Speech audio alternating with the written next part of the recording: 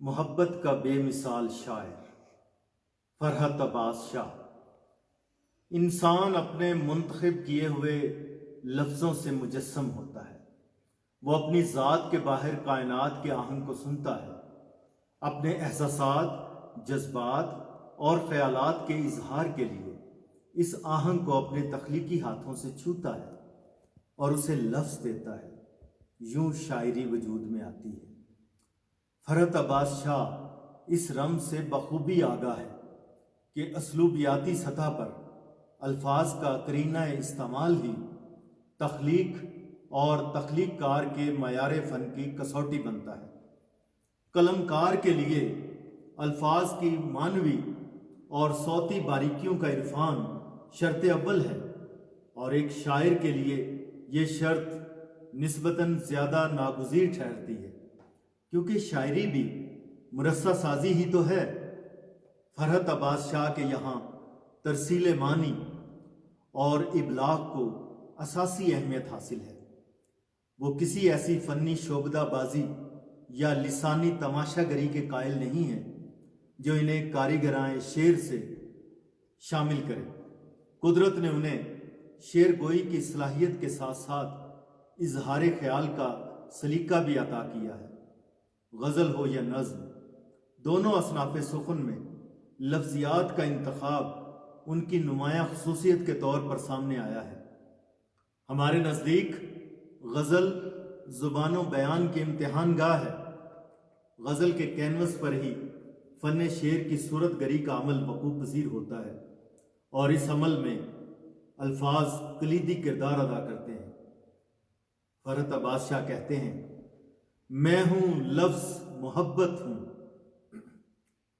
مگر میری زباں ہو تم۔ وہ مجھے دیکھے تو اندر اندر دل کا رخسار گلابی پڑ جائے۔ خواہش کے تمانیت احساس کے پنچھی کچھ روز میرے گھر میں بسر کیوں نہیں کرتے۔ فرحت عباس شاہ، جنہیں بلا شبہ الفاظ کی معرفت حاصل ہے اور جو آبگینہ غزل کی نزاکت کا بھی ادراک رکھتے ہیں، لیکن وہ اپنے الفاظ کی تاثیر کو خدائے بزرگ و برتر کی عطا سمجھتے ہیں۔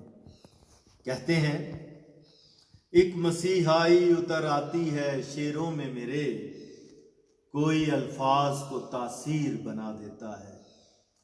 فرحت عباس شاہ کے کلام کی زبان ہی روح رواں ہے، اور ان کی شاعری میں اتنی رنگا رنگی، اتنا تنوع اور مضامین کی اس قدر فراوانی ہے کہ فکر رسا کو جلد ہی تنگی داماں کا احساس ہونے لگتا ہے۔ ان کی شاعری پڑھتے ہوئے دل کی دھڑکنوں میں ایک لہر سی پیدا ہوتی ہے۔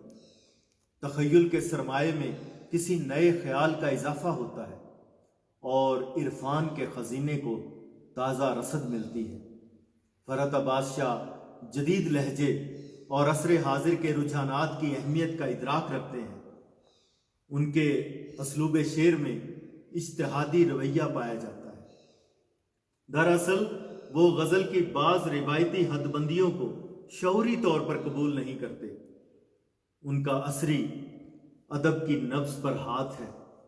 وہ غزل کو زمانے کے ہم قدم بنانا چاہتے ہیں۔ اس حوالے سے، خصوصاً ڈکشن کے حوالے سے، انہوں نے جو اجتہادی کام انجام دیا ہے وہ قابل ستائش ہے۔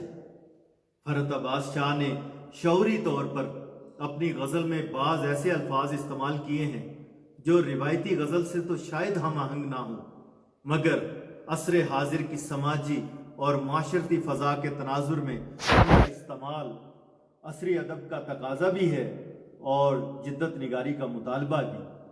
وہ کہتے ہیں، تو جاؤ شہر میں لاکھوں گنوار پھرتے ہیں، اگر پسند نہیں رہنا مجھ ذہین کے ساتھ۔ تجزیہ ہی نہیں کیا اس کا، عمر بیتی ہے خوش گمانی میں۔ آدھا آدھا چاند کہاں راس آتا ہے، دیکھ دیکھ قوسین جیا بے چین ہے۔